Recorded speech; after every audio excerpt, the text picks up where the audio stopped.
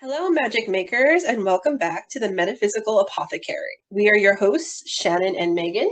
Hi, everyone. Also known as the Scorpio Sisters, here to explore the mysterious, the magical, and the arcane. Shannon and I are so excited to give you some juicy information on the crafting season, or as we like to call it, the witch crafting season. It's maybe my second favorite season aside from sewing. Yeah, there's so many beautiful things that you can create during these times of the year. These times of the year are so rife with potential in general. Imbolc and Lammas are also amazing times of the year because even though the day of observation for Imbolc that a lot of us celebrate or change over our altars, that's past, but it's a season. Mm-hmm. Both of them are a season. They're weeks long, and we can stretch this out into weeks because in both cases, there's a lot to do.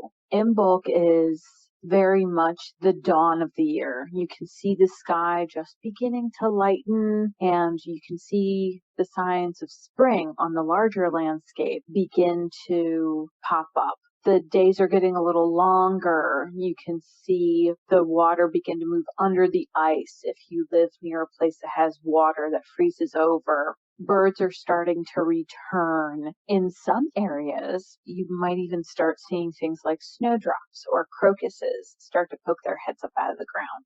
Whereas during Lammas, it's the dusk of the year. It's twilight. You're starting to see the beautiful, bright, fiery colors of the sun as it sets, and the fruits of your labor are coming to the point of harvest. You're really cashing in on all of the productive, beautiful growth of the summer months. And that really starts during Imbolc. Yes. Imbolc is a time when you start planning your planting, and Lammas is when you start reaping the rewards of that planting. They're parallel to each other. They're on the same axis, and that means that they are a pair. You can't have one without the other.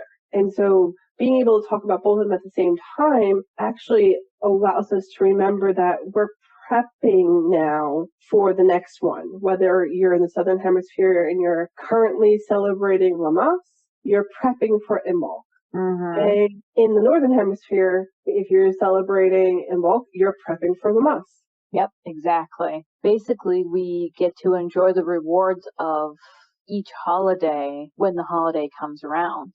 Because if you've done your work during Lammas, you have some really beautiful craftings, or in historical times when it was extremely important that you had your food preservation techniques down and you were using that time to plan and to make for Imbolc. You had some really wonderful things to eat, some really warm clothing to wear as Imbolc approached. And if you did your work during Imbolc, as we said before, you have an amazing harvest and things to use to craft during the winter at Lammas. Our ancestors didn't just celebrate Imbolc and Lammas on one day. They were a sign, the beginning, a time of lots of flurry of activity. We also chose to talk about Imbolc and Lammas because when you look at literature, pagan literature, witchcraft literature, fiction, nonfiction,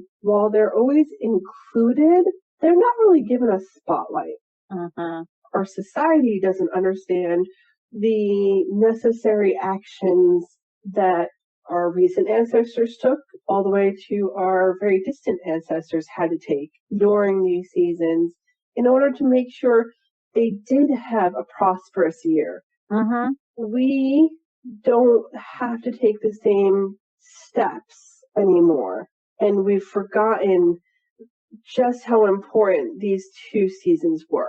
Right. Now we can go to the grocery store and pick up strawberries any time of the year. Yes. So we're living outside of the seasons. We're forgetting the seasons of how things are done and how things grow and why things are growing during that season. A natural progression of our society. And now, hopefully, we'll see more influx of information as we start to reclaim these seasons for what they really are. These crafting seasons, we claim this time for what they truly are, powerful points in the year. Yes.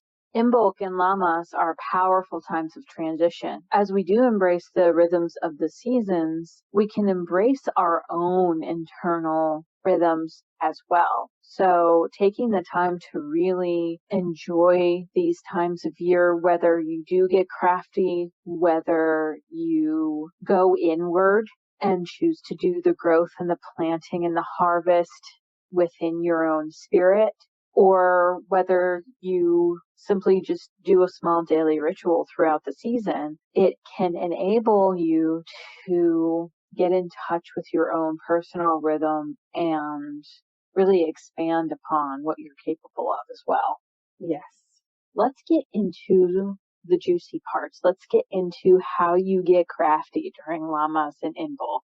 During Imbolc, you're still in the thick of winter, especially in most of North America and Europe. The days are getting longer. You're chafing to get outside, but it's still really, really cold. It's a really, really good time to have a look at what you've got in the house. Have a look at your clothing, because not only have you been wearing those sweaters all winter long, you are getting ready to start breaking out your spring stuff. So it's a good time to pull out and see what needs to be mended, see what could be donated, see what could be repurposed into something else. Get crafty with your clothing and the fabric in your home. So visible mending is one of my very favorite crafty things to do, especially during this time of year. It's not only a way to make your clothing functional again, by mending holes or rips or tears, it's also a way to put your personal stamp on it. And embroidery and sewing and visible mending, needle felting, whatever you choose to do, are all amazing ways to add a little bit of magic to your clothes. Whether go ahead. No, yes, I'm expressing enthusiastic agreement. Yes. Whether it's a patch that you've embroidered or put a sigil on the back of, you could choose a specific color of thread when you're mending visibly. You can choose a specific shape or symbol. Instead of just stitching up that rip, you can embroider over it in the shape of a heart or a star or a spiral or whatever shapes or geometric forms really speak to you. You can put a hexagram on the tear in your cardigan that's near the collar, and then suddenly it becomes an alchemist's cardigan. So there's some really powerful ways you can use this practical task to infuse some magic in your life. And as you're doing these alterations, you can chant, you can play specific music, you can spritz the area when you're done with a specific water to bless and consecrate it with whatever charm or glamour or spell that you're working into the clothing. One of the other very traditional things that you can do during Imbolc is start planting that garden. This is the perfect time to get those seeds, to get those seedlings to start germinating, both seeds and intentions. Even if you don't have enough space to grow gardens outdoors, you can grow herbs inside. Container gardens. Yes. You can grow herbs inside. You can plan out a container garden. You can grow potatoes in laundry baskets. That's a really fun project to do with kids too. I have a container garden. that I will do during the spring, summer months, and it's usually herbs that I can start germinating and during Imbolc, and that's what I'll end up doing as well.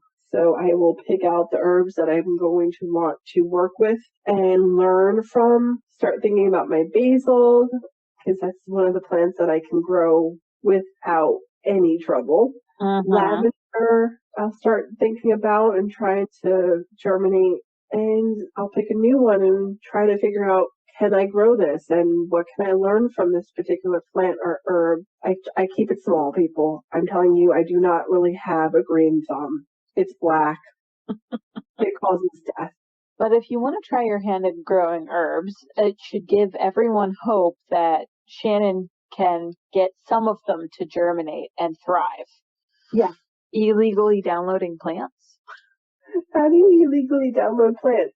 So the way that you illegally download a plant is you go to a garden center and you look for plants that have, especially succulents or another plant that all you need is a leaf or a cutting, that have dropped that part of the plant on the floor, on the shelf. You pick it up, you pocket it, you take it home, you root it. Because it's on the floor. That's going to get swept up and thrown away. Okay. Another way you can download plants, maybe not illegally, is to salvage the rootable and plantable parts of your grocery store findings and regrow them infinitely. Mm-hmm. This is a great time to start doing candles. Yes. Both a practical, or used to be a very practical thing that has turned more magical. Mm-hmm. One of the Christian labels for this holiday and season is Candlemas.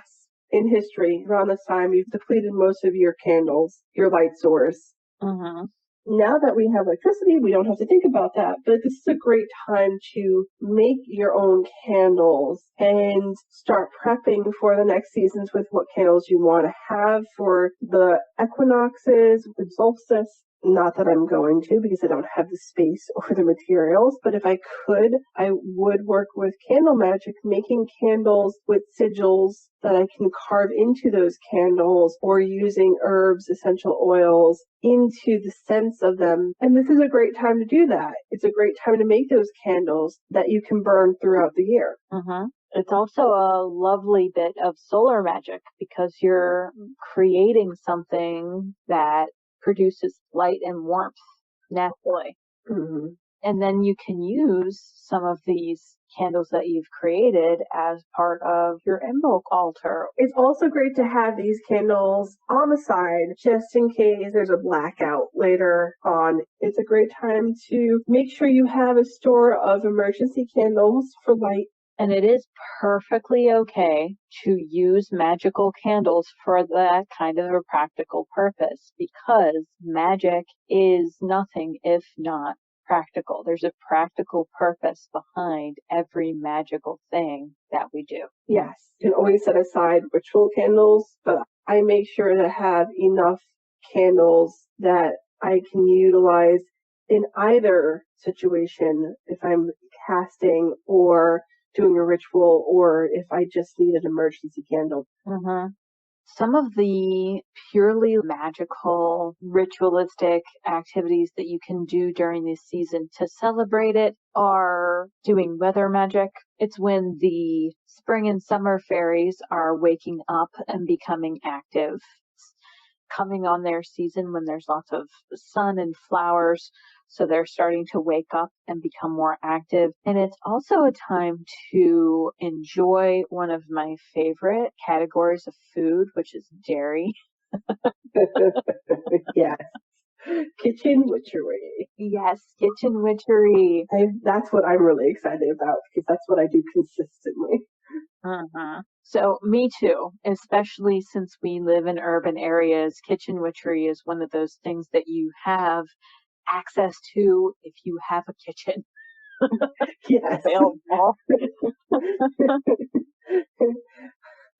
And if you're eating food, you have an ability to incorporate kitchen witchery. Yes.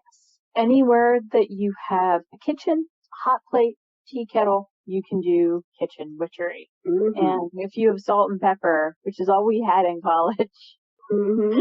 and Imbolc is a wonderful time to do kitchen witchery. The herd animals are starting to milk. They're starting to lactate. Mm-hmm.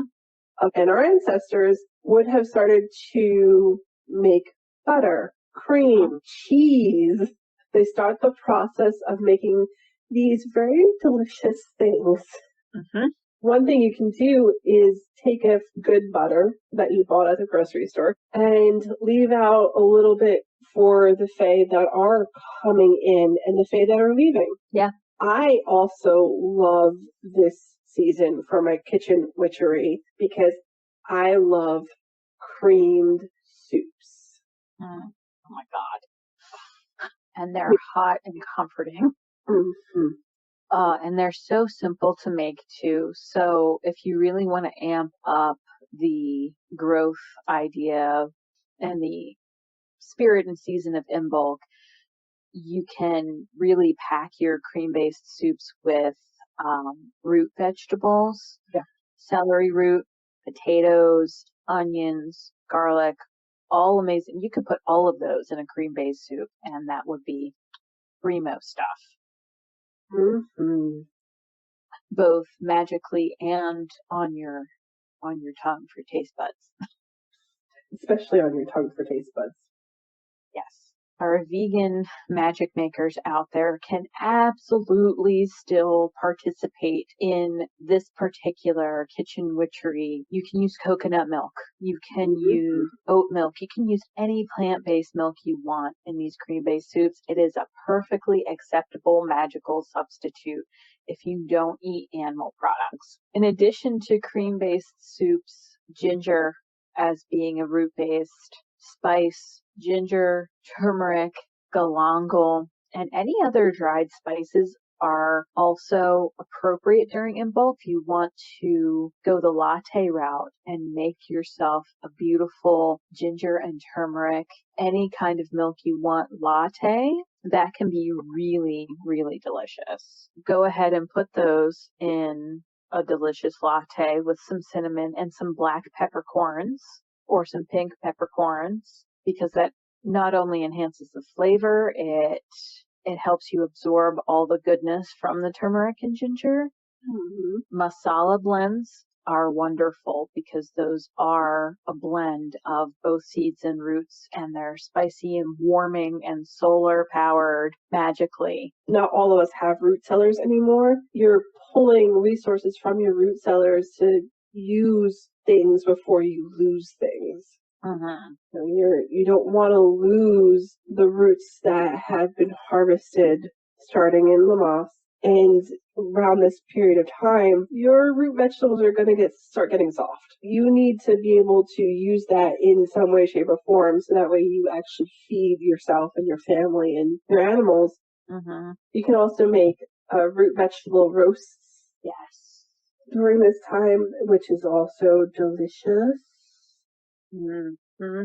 All you really need to make that taste good, even if you're not a cook, just some sort of cooking oil, salt and pepper, throw it in the oven on a sheet tray for about 20 minutes at 325 or 350, depending on how hot your oven gets. And I promise you, you're going to have a really lovely feast after that. And if you are a meat eater, fish and lamb are very big on the historical front of the feasting. And for desserts, I like cheese-based desserts around this time of year.